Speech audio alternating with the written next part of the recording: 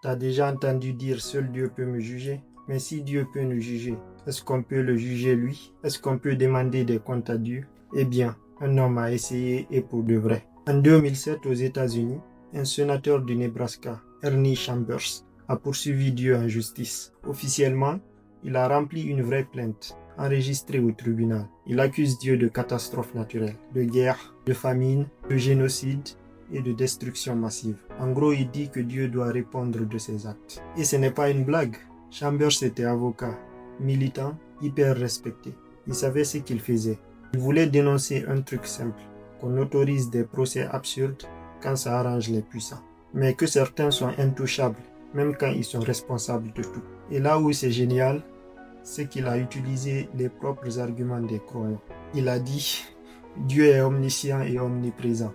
Donc il est au courant du procès et présent au tribunal.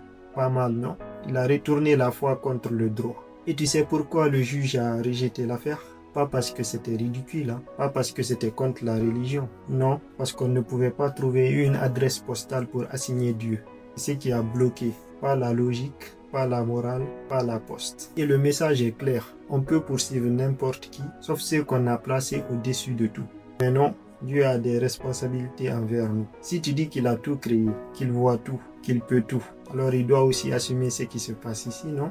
Parce que ceux qui vivent dans la misère, les guerres, les violences, c'est nous. Et on a le droit de poser des questions. Ce jour-là, un homme a poursuivi Dieu et il a fallu y gagner. Dis-moi en commentaire ce que tu en penses.